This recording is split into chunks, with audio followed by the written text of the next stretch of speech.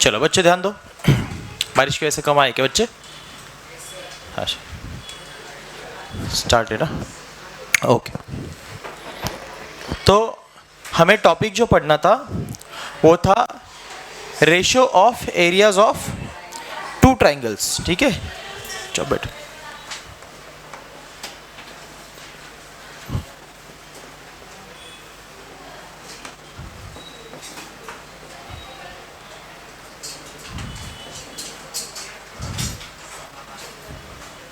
Ratio of areas of two triangles. अब सुनो,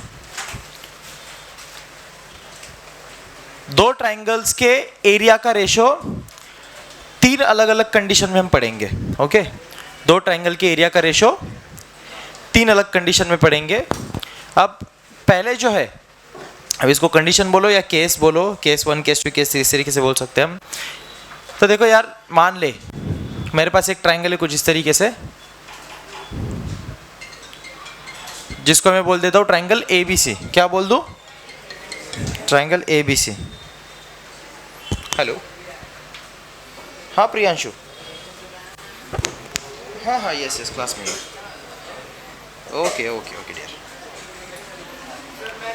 हाँ, इसको नाम दे दिया A, B और C। ऑलराइट, कोई दिक्कत? अब इस ट्राइंगल के साथ मान ले मेरे पास और एक ट्राइंगल पड़ा हुआ है जो कि कुछ ऐसे नजर आ रहा है। अब ट्राइंगल तो ट्राइंगल है, ट्राइंगल तो कैसा भी हो सकता है। मैंने एक ऐसा वाला निकाल लिया, कोई प्रॉब्लम नहीं सर। इसको नाम दे देते हैं PQR। बढ़िया, चल। अब मैंने बोला कि यार मेरे को इन दोनों ट्राइंगल के एरिया का रेशियो निकालना है। किसका रेशियो निकालना है? एरिया का रेशियो। रेशियो तो समझते हो ना आप लोग क्या होता है? जैसे मान ले मैंने तेरे को बोला मेरे को रेशियो निकालना है A:B का, तो इसका मतलब क्या होता है? A/B। ऐसे ही दो ट्राइंगल के एरिया का रेशियो बोल तो area of triangle this is to area of triangle that. ये करना पड़ेगा रेशियो ना। चलो ठीक है, लेकिन रेशियो किसका? एरियाज का। किसके एरियाज का? इन दोनों ट्राइंगल्स के एरियाज का, जहां पे हमने टॉपिक लिखा ratio of areas of two triangles. अब ध्यान से सुनना, कुछ इंटरेस्टिंग फैक्ट्स की आगे हम बात करेंगे, पहले इसको समझो। अब सर एरिया निकालने के लिए मेरे को फॉर्मूला मालूम होना चाहिए। अब ट्राइंगल के एरिया का फॉर्मूला सिंपल, बड़ा प्यारा समझर, half into base into height. बहुत परफेक्ट। तो यहाँ पे एक हाइट भी बना लेते, या अल्टीट्यूड भी बोलते बच्चे इसको, हाइट भी बोल सकते। ये ट्राइंगल की हाइट या फिर ट्राइंगल का अल्टीट्यूड, कुछ नाम दे देते, इसको D दे देते, इसको S दे देते, चलेगा? अब जैसे इन दोनों ट्राइंगल के लिए आप इन दोनों ट्राइंगल का अलग से एरिया बता सकते हो, मेरे को कुछ नहीं करना है, खाली उनका रेशियो निकालना है। ठीक है, बढ़िया सर। पहले मैं यहाँ पे लिख लेता हूँ area of triangle ABC upon area of triangle PQR। देखो रेशियो के फॉर्म में लेना था, तो एक को ऊपर रखा और एक को नीचे, मतलब area of triangle ABC is to area of triangle PQR। ऐसे मैं बोल रहा हूँ, एक ही बात है ना, कोई टेंशन वाली बात? ये सबको समझ में आता? अब यहां से आगे क्या करेंगे? फार्मूला लगाएंगे। मैंने बोला एरिया ऑफ ट्राइंगल ABC में निकालना चाहता हूं, लेकिन एरिया का फार्मूला क्या है? Half into base into height. बढ़िया, तो हाफ इंटू बेस, बेस मैंने बोला इस ट्राइंगल का ABC की बात कर रहा हूं मैं, तो इसका बेस कौन है? BC, इंटू इसकी हाइट कौन है? AD। परफेक्ट। होल अपॉन नीचे क्या है? Area of triangle. अब PQR के लिए सेम चीज करनी पड़ेगी, PQR का भी एरिया निकालना है, तो PQR का भी बेस है और PQR की भी हाइट है कुछ, तो हम लिख देंगे उसके लिए एरिया। उसका एरिया कैसे बनेगा? उसका base into height, half into base into height. तो हाफ मैंने लिखा, बेस बोलो क्या है इसका? QR है, इंटू हाइट क्या लिखनी है? PS। बढ़िया। लेकिन अब मैं ये देख पा रहा हूँ कि यार ऊपर नीचे हाफ हाफ तो मर जाएगा, तो बचेगा बस क्या? BC इंटू AD और ये इंटू PS। सही बात। ये क्या निकला मेरा? Area of triangle ABC upon area of triangle PQR। ये जो एरिया का रेशो मेरे को मिला, इससे मैं क्या समझ पाया? इससे मैं ये समझ पाया कि यार मेरे पास अगर दो अलग अलग ट्राइंगल है, सुनना, क्या दोनों ट्राइंगल सेम थे? बिल्कुल नहीं। ये आवाज बंद करो, 9th क्लास। क्या मेरे पास दोनों ट्रायंगल सेम है? नहीं है। तो दोनों ट्रायंगल जब अलग हो, अलग होने से मेरा बोलने का मतलब ये है उनके बेसेस भी अलग हो और उनकी हाइट्स भी अलग हो, तो उन दोनों ट्रायंगल का, ऐसे अलग अलग दोनों ट्रायंगल के एरिया का जो रेशो होता है हमेशा उनके बेस इंटू हाइट और बेस इंटू हाइट के रेशो के बराबर होता है। हाफ तो मर गया। आ रही ये बात समझ? तो सीधा उनके जो भी बेस इंटू हाइट का प्रोडक्ट आएगा उसी के रेशो के बराबर उनके एरियाज का रेशो होने वाला है। करेक्ट है? यहां तक बात समझ आती है? कोई टेंशन अभी तक नहीं है। लेकिन इंपॉर्टेंट फैक्ट समझते हैं अभी इसके बाद। मान ले, अब मैं एक केस बना लेता हूं, मान ले केस 1 मैंने बोला, हमको ये बोला जा रहा है कि जो दो ट्रायंगल्स है, आप देख करके मेरे को जज करके भी बता सकते हो, ठीक है? मान ले मेरे पास जो दो ट्रायंगल है, जस्ट फॉर एन एग्जांपल मैं ऐसे मान लेता हूँ, ये एक मेरे पास ट्रायंगल है बढ़िया सा, ओके, इसकी ये कुछ हाइट रहेगी, यस सर, है कि नहीं? और मेरे पास और एक ट्रायंगल है, ये भी बढ़िया ट्रायंगल है, हाँ सर बहुत प्यारा ट्रायंगल है, इसके पास भी कुछ हाइट रहेगी, हाँ सर, ओके। इसका नाम मैं देता हूँ ABC, इसका नाम मैं देता हूँ PQR। इसको बोल दिया मैंने D पॉइंट, और इसको जस्ट फॉर इतना टॉपिक करके मैं आ रहा हूँ, इसको भेज दो अंदर, इसको भेज दो, और इसको मैं बोल देता हूँ S। इतना ठीक है? हाँ, बैठ जा बेटा, यहाँ पे बैठ जा फर्स्ट में, नहीं तो इधर सिट। जस्ट 2-3 मिनट्स इतना कवर करके आ जाता हूँ, ठीक है? यस। तो मेरे पास जो ट्रायंगल है, मैंने बोला क्या है? ट्रायंगल है। अब यार इन दो ट्रायंगल में एक खास बात याद रखना, इस ट्रायंगल की जितनी बेस है उतनी मैंने बोला इस ट्रायंगल की भी है, उतनी ही इस ट्रायंगल। मेरे को इतना पता है बस कि यार दोनों ट्रायंगल में क्या सेम है? बेस सेम है। हाइट वाइट का लेन देन मेरे को नहीं है। अरे सर नो, ये हाइट इसकी बोल देता हूं H1, मेरे को सेम नहीं है ना, तो इसकी हाइट बोल देता हूं H2। अब सुनना वापस, अब मेरे को फिर एक बार, जैसे मैंने इन दो ट्रायंगल के एरिया का रेशो निकाला, ऐसे मेरे को इन दो ट्रायंगल के लिए करना है। किसके लिए करना है? ट्रायंगल ABC और PQR के लिए, जहां पे मैं ये जानता हूं कि इसका बेस और इसका बेस सेम है, हाइट अलग अलग है, रहने दो, कोई प्रॉब्लम अपने को नहीं है। तो अपन देखते क्या होगा, मैं लिख लेता हूं, area of triangle ABC upon area of triangle PQR, ratio ले रहे दोनों के एरियाज का, इज इक्वल टू, इसका फॉर्मूला लगेगा half into base into height, इसका भी फॉर्मूला लगेगा half into base into height. लेकिन इंटरेस्टिंग चीज अब जो होगी वो क्या होगी, आप ध्यान से देखना और आप मेरे को बताना। देखो ये हो गया हाफ इंटू बेस, बेस मैंने बोला इसका क्या है सर B है, इंटू इसकी हाइट क्या है सर H1 है, और इसका बोलो PQR के लिए हाफ तो हाफ है सर, इंटू बेस बोलो क्या है B है, सेम है ना, तो B1 B2 बोलने से कोई फायदा, सेम है ना वैल्यू, इसका 5 तो सेम ही रहेगा। मान ले जस्ट फॉर एग्जांपल इसका H2 क्या होगा, हाफ हाफ भी कट जाएगा, बेस भी कट जाएगा, बचेगा बस क्या। तो हमको समझ में क्या आया, अगर मेरे पास दो ट्रायंगल है जहां पे उनका अगर बेस सेम हो, उनका अगर क्या सेम हो, बेस सेम हो, तो उन दोनों ट्रायंगल के एरिया का रेशो उनके करस्पॉन्डिंग हाइट्स के रेशो के बराबर रहेगा। What I got to know, if I have two triangles having equal bases, then a ratio of areas of those two triangles having equal bases will be equal to ratio of their corresponding heights। दो triangle के area का ratio सीधा उनके height के ratio के बराबर रह जाएगा। अरे ये बात समझ? तो ये होता है से फर्स्ट केस, इसके लिए मैं लिख देता हूं area of triangle ABC upon area of triangle PQR। ये हुई अपनी फर्स्ट केस। हाँ ये बात समझ? दोनों केस को ड्रॉ करके अच्छे से लिख लो, इसके बाद सेकंड केस को पढ़ेंगे, उसके बाद थर्ड केस को भी पढ़ेंगे, ठीक है? चलो write down fast, I back soon. Second case, sorry second case, not a third one, second one.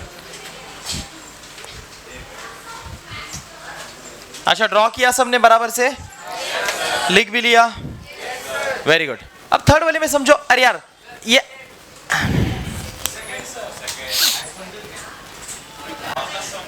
Second case, ये मैंने पहले ये फिर ये दूसरा किया, इसलिए मेरे मुंह से तीसरा निकल रहा है। ऐसे फर्स्ट केस और अभी सेकंड केस लिख लेता हूँ यहाँ पे, केस 2 बस। अच्छा सुन, अब आप देखो, आप मेरे को बताओ, अब मैंने केस 1 में अगर बेस सेम रखा है तो केस 2 में क्या सेम रखूंगा? सिंपल सी बात है, चल ये मैं बना लेता हूँ दो ट्रायंगल। मान ले मेरे पास, मानने में कोई बुरी बात नहीं है। ये मैंने एक ट्रायंगल बनाया जिसकी हाइट में h मान लेता हूँ और इसका बेस में b1 मान लेता हूँ। ओके, बेस में b1 मान लेता हूँ। क्यों सर? क्योंकि बेस मेरे को अलग रखना है दो ट्रायंगल का इस समय। हाँ, ये फिर मैंने और एक ट्रायंगल बनाया, फिर मैंने इसकी भी हाइट निकाली। ये भी हाइट बराबर इसके जितनी ही है जिसको मैंने h बोला। h सेम है, लेकिन इसका जो बेस है मैं इसको b2 बोलता हूँ क्योंकि ये अलग है साइज में। इसको नाम कुछ दे सकते, इसको भी दे सकते, फिलहाल दे ही देते। चलो लिखना पड़ेगा ना, ABC और PQR, ऐसे कुछ भी दे सकते हैं। मैं ये ABC PQR दे रहा हूँ, आप लिखने को और कुछ भी लिख सकते हो, ठीक है, कोई दिक्कत नहीं है। चल लिखते बेटा, क्या लिखना पड़ेगा? Ratio of areas of two triangles. क्या लिखना है? Ratio of areas of two triangle. Topic तो वही चल रहा है ना, ठीक है। बताओ, पहले ट्रायंगल का लिखेंगे area of triangle ABC upon area of triangle PQR is equal to, इसका एरिया कैसे निकलेगा? Half into base into height. और इसका एरिया कैसे निकलेगा? Half into base into height. इसका बेस b2 है, इसकी हाइट h है, इसका बेस b1 है, इसकी हाइट h है। हाफ हाफ मर गया, h मर गया, बचा क्या? तो क्या मैं ये बोल सकता हूँ area of triangle ABC upon area of triangle PQR is equal to what बेटा? मेरे को इससे क्या समझ आया? मेरे को ये समझ आया कि जब दो ट्रायंगल में हाइट सेम होती है तो उनके एरिया का रेशो उनके बेसिस के रेशो के बराबर होता है। क्या आपको भी समझ में आया? और उसके पहले हमने क्या पढ़ा था कि अगर दो ट्रायंगल में उनका बेस सेम होता है तो उनके एरिया का रेशो उनके हाइट के रेशो के बराबर होता है। यही हमको समझना है, बस हमने तो यही पढ़ना है ना, ratio of areas of two triangle. दो ट्रायंगल के एरिया का रेशियो ही तो हम पढ़ रहे हैं ना। लेकिन अगर हमने देखा केस 1 में कि अगर बेस यहाँ पे उनका सेम हो तो उन्हीं के एरिया का रेशियो जो है वो उनके बस हाइट के रेशियो के बराबर रह जाएगा। और अगर उनका हाइट सेम हो तो उनके एरिया का रेशियो जो है उनके करस्पॉन्डिंग बेसिस के रेशियो के बराबर रह जाएगा। आई बात समझ? किसी को डाउट है तो तुरंत पूछ ले बेटा, हाथ ऊपर करके। यस, वो तीसरी केस, वो पहली केस हो गई ना। इसके पहले क्या किया था? जो मैंने यहाँ पे रफ किया वहां पे क्या था? हाइट और बेस दोनों अलग थी, लिखा ना तुमने? तो क्या हुआ था? बस हाफ हाफ कट हो गया था, लेकिन बेस और हाइट दोनों का मल्टीप्लीकेशन है वैसा ही था। तो तब तो फिर रेशो उनका जो उनके हाइट और बेस का प्रोडक्ट है उसके रेशो के बराबर रहेगा। वो हमने इसके पहले देखा था। अब तीसरी केस बताता हूँ, सुनो, वो और इंटरेस्टिंग है। जब हाइट बेस दोनों सेम हो तो जीरो कहां से है? देखो, ध्यान दो, चलो मैंने बोला ध्यान दे। चल ये हाइट बेस सेम कर देते रे बाबा। क्या करते हैं? हाइट बेस सेम कर। ये रफ करूं मैं ये वाला? अच्छा, ये रफ करने से पहले ना एक चीज और नोट करनी है।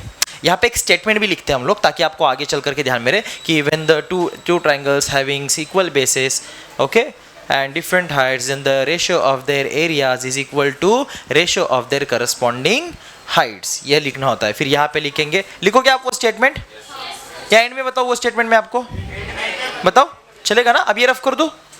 हाँ, तो केस 1 का स्टेटमेंट बाद में बता देता हूँ आपको। लिख तो लिया है ना आपने अच्छे से? ओके बेटा, परफेक्ट। अब मान ले मेरे पास क्या है ना बेटा, वापस एक बार दो ट्रायंगल है। लेकिन अब इस थर्ड केस में मैं क्या कर रहा हूँ ना, पहले केस में मैंने क्या किया था? बेस सेम रखा था, हाइट अलग थी। दूसरे केस में मैंने क्या किया? हाइट सेम रखा, बेस अलग था। थर्ड केस में मैं क्या करूंगा? हाइट और बेस दोनों सेम कर देंगे। तो यहाँ पे क्या कर देते? दो ट्रायंगल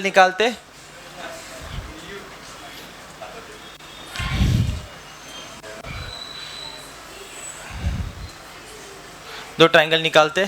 ये इसका बेस, ये इसका बेस, ये इसकी हाइट, ये इसकी हाइट। इसका नाम देते XYZ, इसका नाम देते LMN। चलेगा इस बार कुछ और? हाँ चलेगा ना? मर गए क्या? मर गए? चल लिख बेटा, ध्यान दे। एरिया ऑफ ट्रायंगल बोल अपॉन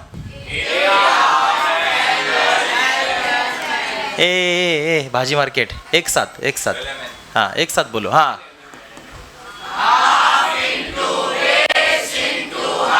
इसका बेस और हाइट, ओके।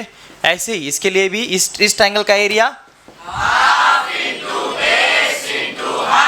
क्योंकि इस बार बेस और हाइट अलग ही नहीं, इसका जितना बेस उतना ही इसका बेस, इसकी जितनी हाइट उतनी। इस ट्रायंगल का एरिया निकालने के लिए लिखा half into base into height, जो कि एरिया ऑफ ट्रायंगल का फॉर्मूला है। एक्स वाई जेड के लिए लिखा मैंने, इसका एक्स वाई जेड का बेस बी था, एक्स वाई जेड की हाइट एच थी, एक्स वाई जेड का एरिया निकल गया half into base into height. ऐसे एलिमेंट ट्रायंगल LMN का एरिया निकालना है, उसके एरिया का formula half into base into height. फिर एलिमेंट का भी मैंने बोला बेस बी है और हाइट जो है एलिमेंट की वो भी h है। तो क्या हुआ, सब कट गया, कुछ बचा?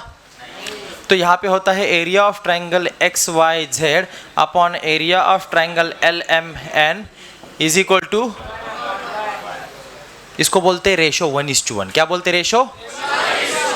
इंटरेस्टिंग बात, जब रेशो 1:1 हो जाता है तब therefore area of triangle XYZ is equal to area of triangle, ऐसा हो जाता है। तब दोनों ट्रायंगल का एरिया कैसा रहेगा? सेम रहेगा। जब हाइट बेस सेम हो जाए तो दोनों ट्रायंगल का एरिया भी सेम रहेगा। आई बात समझ? जब दोनों का बेस सेम हो तो उनके एरिया का रेशो हाइट के रेशो के बराबर, जब दोनों की हाइट सेम हो तो उन दोनों के एरिया का रेशो उनके बेस के रेशो के बराबर, और जब दोनों की हाइट बेस दोनों सेम हो तब उन दोनों का एरिया ही एक दूसरे के बराबर। आया दिमाग में? टॉपिक क्लियर है? अरे बोले सर नो? छाप लो, चलो राइट डाउन। चलो बेटा, वेरी गुड। अब व्हाट इज नेक्स्ट? अब नेक्स्ट ना इसके ऊपर एक हल्का फुल्का सवाल बनता है, वो देखेंगे कैसे बनता है, जिसको आप इस टॉपिक को यूज करके डील करते हो। तो सवाल कुछ इस तरीके से आ सकता है, देखो जैसे मैं यहाँ पे बताता हूँ आपको।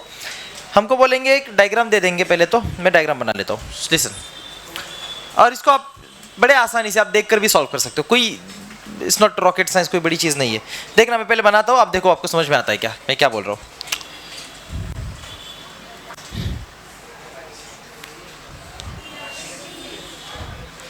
वो पहाड़ वाली डायग्राम नहीं बना रहा, ड्राइंग होती है ना, इधर पहाड़ बनाते हैं, बीच में सूरज निकलता है,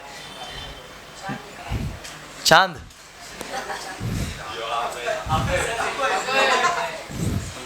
बराबर है, तू अब है, मैं 2 मिनट भूल गया था। तू कुछ मत बोला अब है।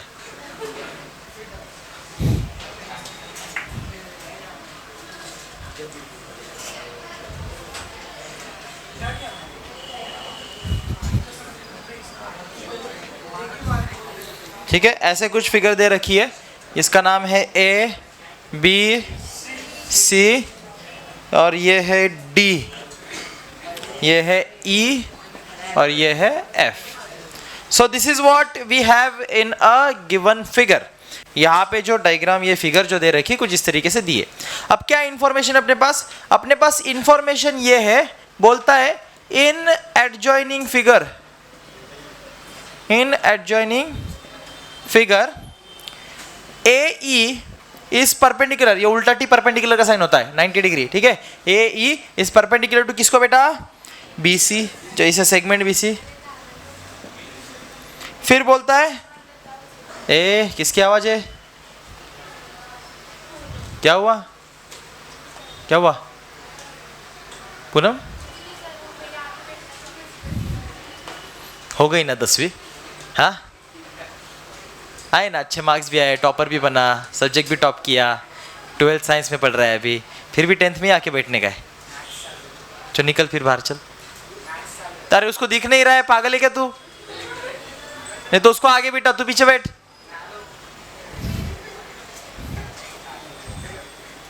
Segment DF perpendicular to line BC, ठीक है, इतना हमको दिया है।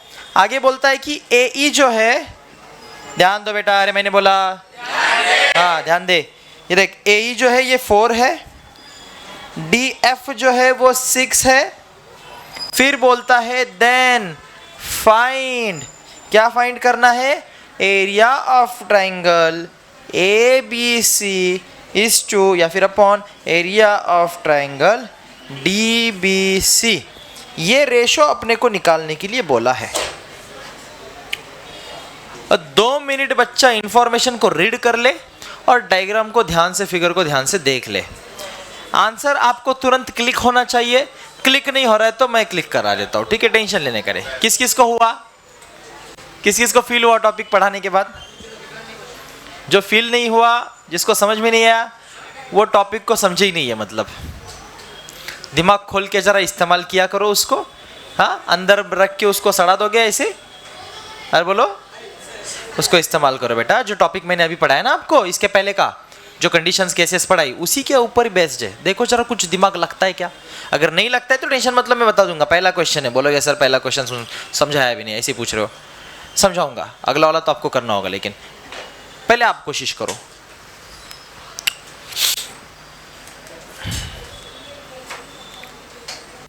देखे, यस, हाँ, इसमें बेस सेम है।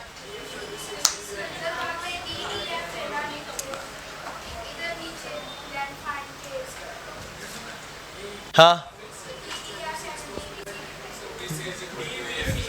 बेटा, डीबीसी है, बराबर तो लिखा है, क्या प्रॉब्लम है? ट्रायंगल भी तो देखो, ट्रायंगल भी तो देखो। अब सुनो, बच्चों को ये क्यों समझ में नहीं आता, मैं आपको रीजन बताता हूँ। ज्योमेट्री वीक होती है आपकी। पहले तो आपको ये समझ आना चाहिए कि ट्रायंगल जब ऑब्ट्यूस एंगल होता है तो उसकी हाइट ना ऐसे बाहर आती है, तो ये हमें प्रोपोगेट करना, ऐसे एक्सटेंड करना पड़ता है, तब यहाँ पे हाइट निकलती है। ओरिजिनल ट्रायंगल ये है बेटा, ये साइड, ये नहीं है, ये तो हाइट है उसकी। अब ऑब्ट्यूस एंगल ट्रायंगल में तुम हाइट ऐसे टेढ़ी थोड़ी ना निकालोगे, हाइट तो परपेंडिकुलर होती है ना, 90 डिग्री होती है ना, तो आपको ये साइड को एक्सटेंड करना पड़ता है, जो कि ये एरो इंडिकेट करता है। आ रही है बात समझ? इसलिए कंफ्यूजन मत पालो, ध्यान दो, मैंने बोला ध्यान दो। देख इधर बेटा, पहला तो ट्रायंगल ABC है, देख ट्रायंगल ABC दिख रहा है सबको? अरे यस और नो? ट्रायंगल ABC पूछा था बराबर। दूसरा ट्रायंगल कौन सा पूछा है? DBC। अब DBC देखो कहाँ पे, DBC, ये थोड़ा सा हल्का सा ऑब्ट्यूस है, इसलिए इसकी हाइट अंदर नहीं जा सकती। हाइट कैसे आई? बाहर लटक गई है ना, क्योंकि 90 डिग्री पे लगनी चाहिए ना, परपेंडिकुलर होती है ना बेटा हाइट हमेशा। हाइट कैसे होती है? परपेंडिकुलर टू बेस होती है, तो ट्रायंगल के अंदर नहीं आएगी। जैसे इस ट्रायंगल की इसके अंदर ही इसकी हाइट बन गई। ऑब्ट्यूस एंगल ट्रायंगल की हाइट कभी ऐसे टेढ़ी बनाओगे नहीं ना, हाइट तो बेटा परपेंडिकुलर, तो इस बेस को एक्सटेंड करना पड़ता है और वहां पे हाइट बनानी पड़ती है, तो ट्रायंगल अलग रह जाता है, उसकी हाइट अलग से बाहर दिखती है। ऐसे ही यहाँ पे DBC ट्रायंगल की भी हाइट बाहर अलग से दिख रही है, लेकिन ट्रायंगल ओरिजिनली इतना ही है, ट्रायंगल ओरिजिनली इतना ही है, DBC दिख रहा है। अब चीजें क्लियर है इतनी? इसके आगे समझाओ।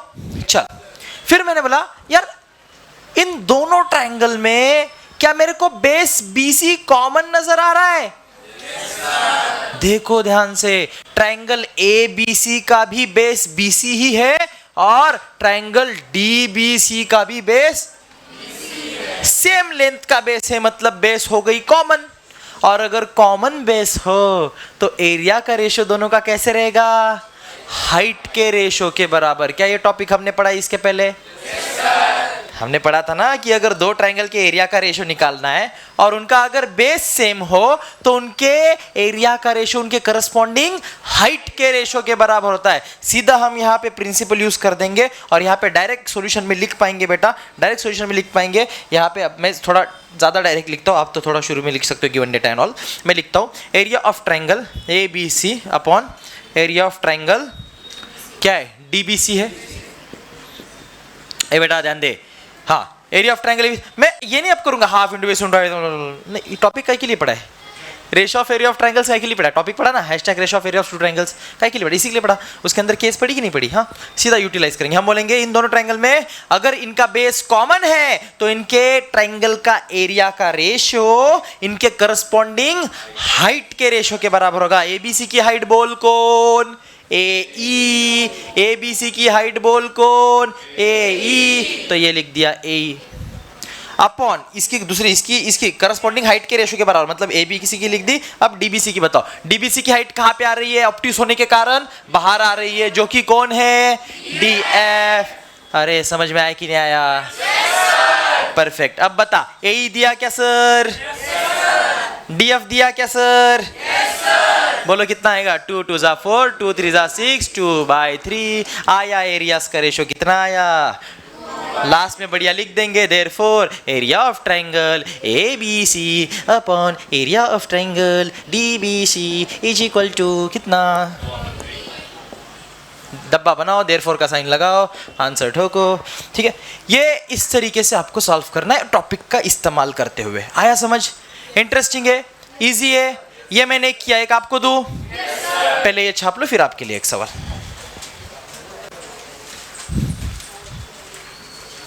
सिमरना है बेटा? है समझ?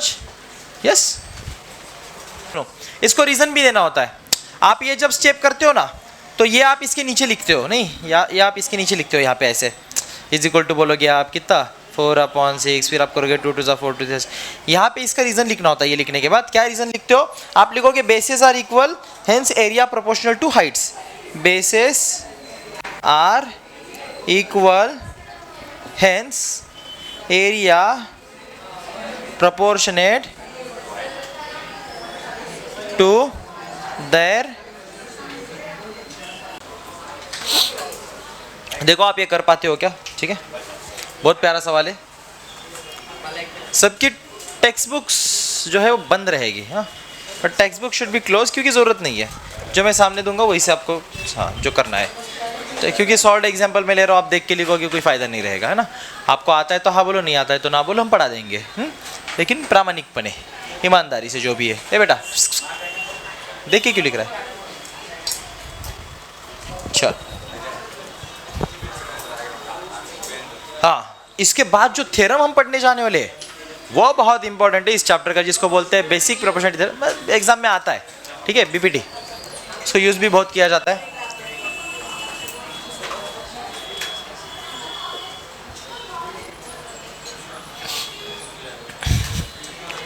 चलो ठीक है,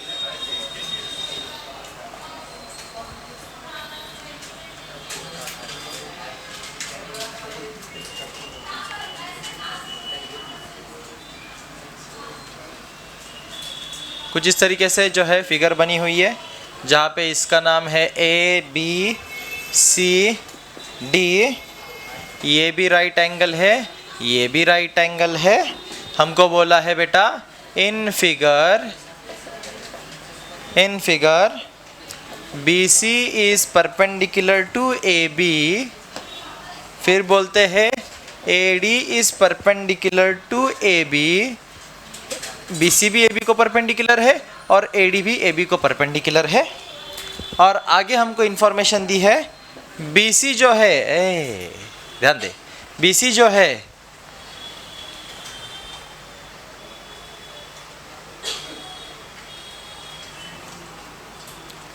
चार है,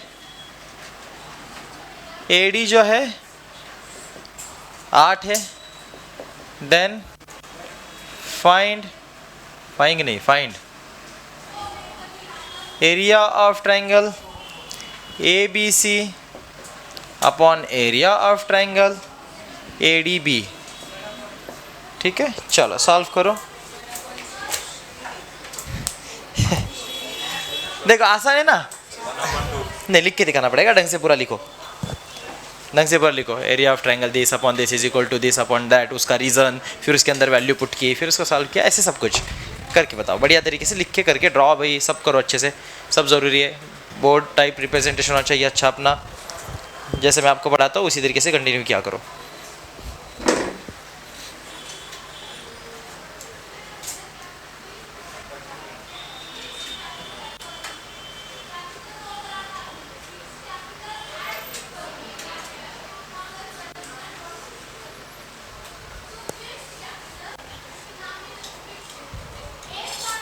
बीच में बैठ जा, नहीं रश, वहाँ से अच्छा दिखेगा। देख, एंगल ऑफ एलिवेशन एक टॉपिक है, ट्रिग्नोमेट्री में पढ़ाऊंगा, एप्लीकेशन ऑफ ट्रिग्नोमेट्री में। तो एंगल ऑफ एलिवेशन यहाँ से तेरा बढ़ जाएगा, वहाँ पे जाएगा, एंगल ऑफ एलिवेशन कम हो जाएगा तो गर्दन कम दर्द करेगी। उधर बैठ जा, श्वेता के सामने, उधर बीच में, है ना, ठीक है, इधर देखो, ठीक है, ठीक, बैठ, फिर जिधर बैठना है बैठो, बैठने से कोई फर्क नहीं पड़ता। आप कैसे बैठे हो वो ज़रूरी नहीं है, आपके दिमाग में नॉलेज कैसा बैठा है वो ज़्यादा ज़रूरी है, ठीक है। तो आप कैसे बैठो, नॉलेज को अच्छे से बिठा लो बस, है कि नहीं Shweta?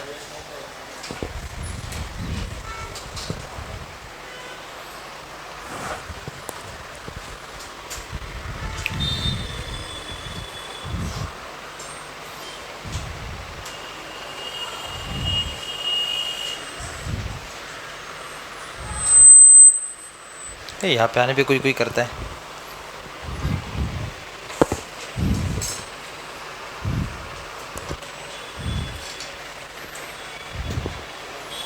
Sancheti,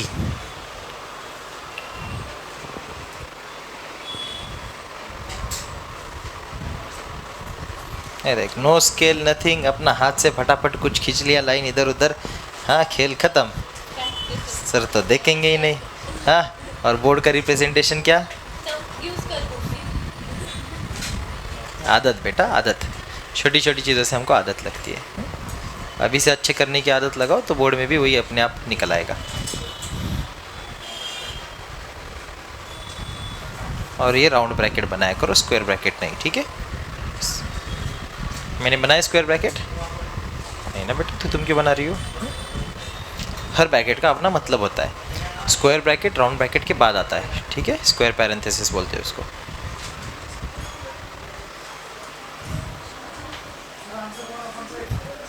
answer of course यार, हाँ नाही म्हणू का? हाँ, मजे घ्यायचे का?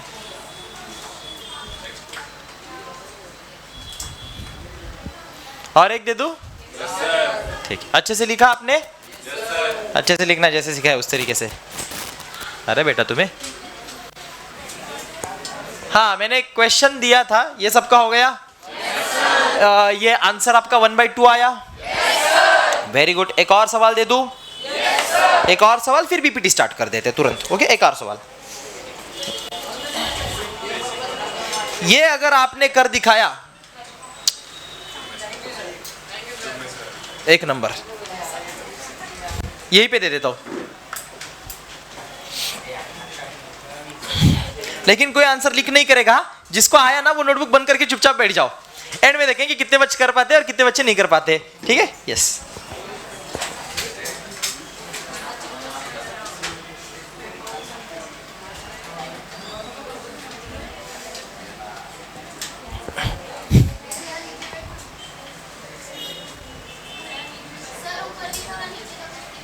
अरे यार रक्षा दिख तो रहा है यार, ऐसे क्या है? थोड़ा खड़ा होके देख ले, खड़ी हो जा, खड़ी होकर के देख ले, थोड़ा थोड़ा एडजस्ट कर ले अभी।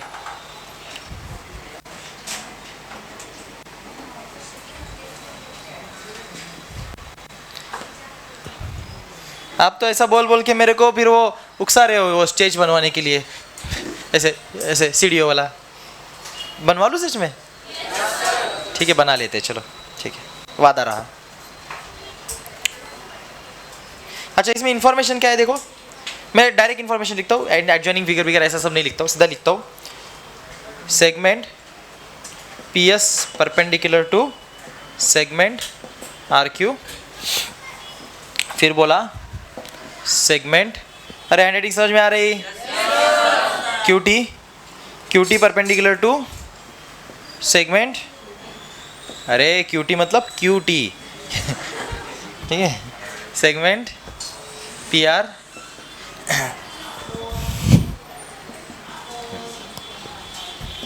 if RQ is equal to 6, PS is equal to 6 and PR is equal to 12. Then find QT, QT को ही फाइंड करना है, बोलो QT पाए नहीं होता, QT फाइंड करो बेटा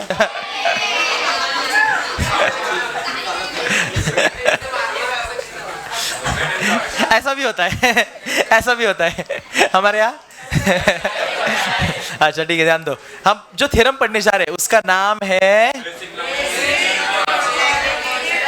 देखो, जिस थ्योरम के नाम में ही बेसिक हो वो कितना बेसिक होगा? नहीं, जिस थ्योरम के नाम में ही बेसिक हो, थ्योरम कितना बेसिक होगा? तो ध्यान दो बेटा, मैंने बोला ध्यान दे। यो RTIONALITY प्रोपोर्शनैलिटी स्पेलिंग बार और क्या बता बेटा? अरे वाह, बेसिक प्रोपोर्शनैलिटी थ्योरम। अच्छा, इसको शॉर्टकट में एक और नाम है BPT। अब ध्यान से सुनना, पहले जो बोलता हूँ ध्यान से सुनना। एक ट्रायंगल है मेरे पास, क्या है बोल? ट्रायंगल के किसी भी एक साइड को अगर एक पैरेलल लाइन में निकाल लेता हूं जो कि उसके बाकी दो साइड्स को दो डिस्टिंक्ट पॉइंट में इंटरसेक्ट कर रही होगी।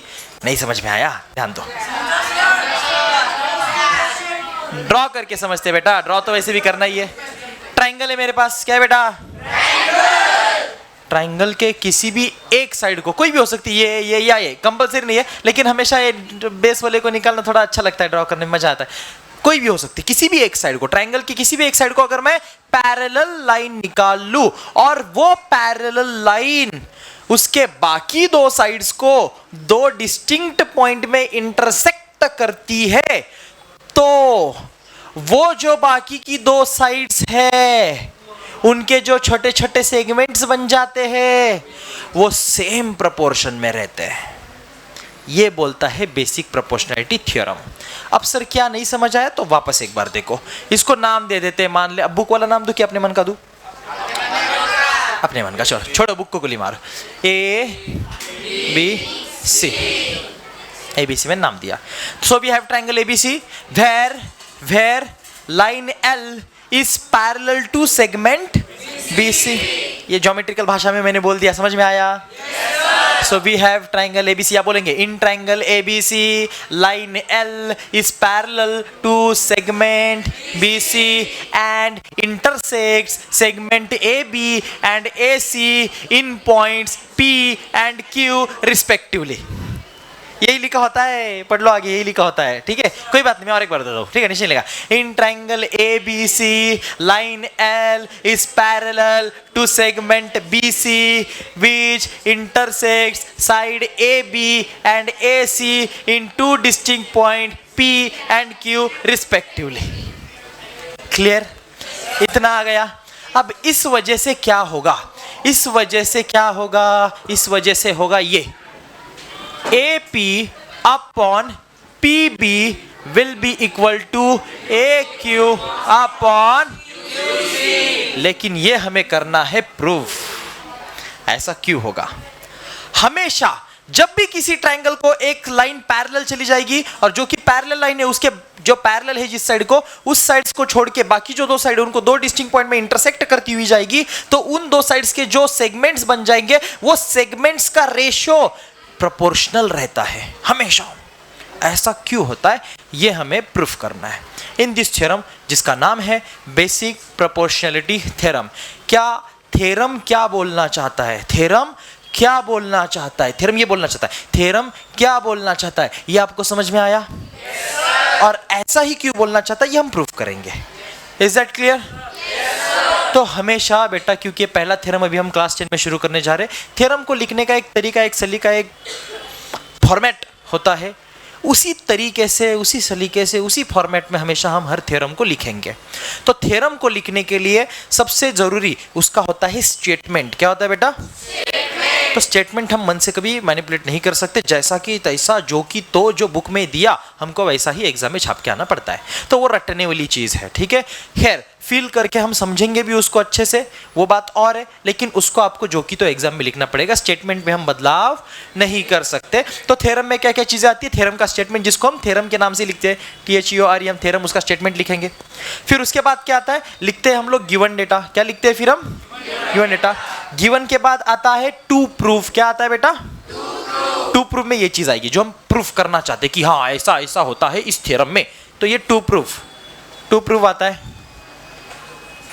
PROV, टू प्रूफ के बाद आता है अगर किसी डायग्राम में कंस्ट्रक्शन की जरूरत है उसको प्रूफ करने के लिए तो कंस्ट्रक्शन, अगर कंस्ट्रक्शन नहीं तो सीधा प्रूफ। कभी कभी छोटी मोटी कंस्ट्रक्शन तो प्रूफ के अंदर भी लिखी जाती है, लेकिन कभी कभी सेपरेट भी लिखा जाता है, उसको बोलते हैं कंस्ट्रक्शन। मतलब हम खुद कंस्ट्रक्ट करके कुछ चेंजेस करना चाहे डायग्राम में कर सकते हैं प्रूफ के जरिए, प्रूफ बताने के लिए।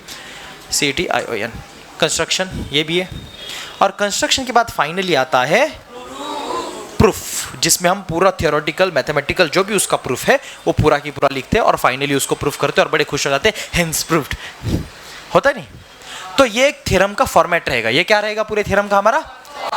साथ ही में डायग्राम भी है जो कि ऑफ कोर्स बहुत इंपॉर्टेंट है और वो अच्छे से निकालना आनी चाहिए, प्लस उसमें जो भी नेसेसरी कंस्ट्रक्शन वो भी दिखाना आना चाहिए। इतनी बातें क्लियर आ रही है समझ? फिर एक बार बताए तो बेसिक प्रोपोर्शनलिटी थ्योरम क्या बोलता है? ये बोलता है कि भैया अगर किसी भी ट्रायंगल में उसके किसी एक साइड को अगर एक लाइन पैरेलल जाती हो तो वो दो बाकी साइड से उनको दो पॉइंट्स में इंटरसेक्ट करेंगी और उस कारण से जो सेगमेंट्स बनेंगे वो कैसे रहेंगे? हमेशा सेम प्रोपोर्शन में रहेंगे। सेम प्रोपोर्शन, इसको प्रोपोर्शनल बोलते हैं, इसलिए इसका नाम बेसिक प्रोपोर्शनैलिटी थ्योरम है। प्रोपोर्शन सेम रहता है इन सेगमेंट्स का।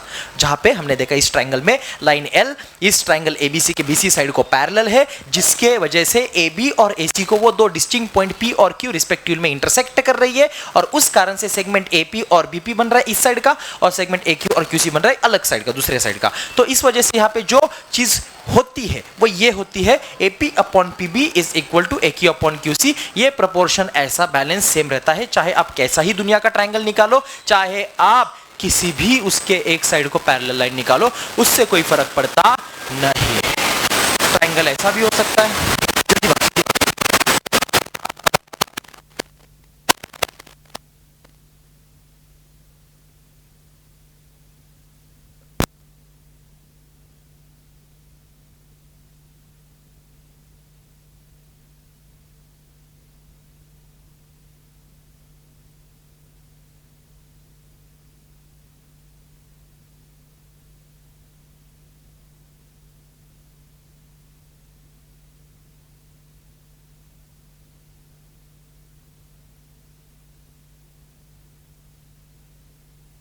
तो एक्यूट एंगल ट्रायंगल होने दो, कैसा ही ट्रायंगल होने दो, ट्रायंगल से कोई फर्क पड़ता, बस शर्त है ट्रायंगल की किसी भी एक साइड को एक पैरेलल साइड होनी चाहिए जिसकी वजह से बाकी दो साइड्स को दो डिस्टिंक्ट पॉइंट में इंटरसेक्ट करता है और उसके जो सेगमेंट्स बनते हैं वो हमेशा सेम प्रोपोर्शन में रहते हैं। Is that clear? अब यहाँ पे ये is to A will be equal to ये इज टू ये। आया समझ? यस और नो?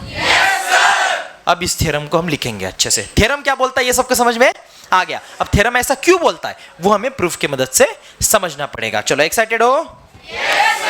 वेरी गुड बेटा। मैं यहाँ पे ये रफ कर लेता हूँ, अननेसेसरी चीजें मेन डायग्राम को रहने देते और प्रूफ को शुरू करते हैं। चलो तब तक आप ये ड्रॉ करना शुरू कर दो। मैं स्टेटमेंट लिखने में को टाइम लगेगा ना, स्टेटमेंट लिखता हूँ मैं।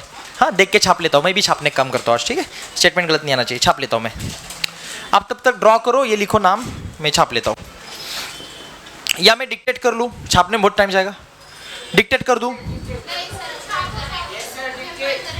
हाँ हाँ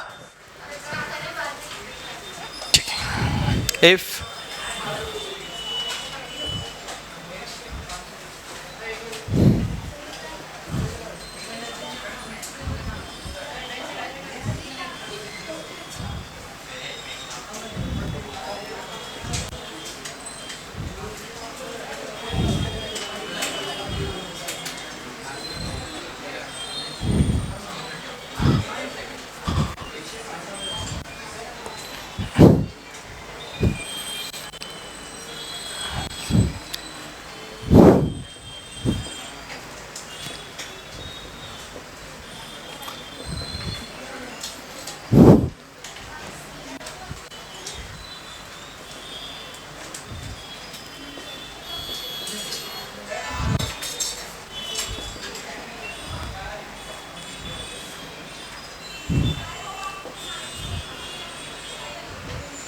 ठीक है, स्टेटमेंट मैंने लिख रखा है।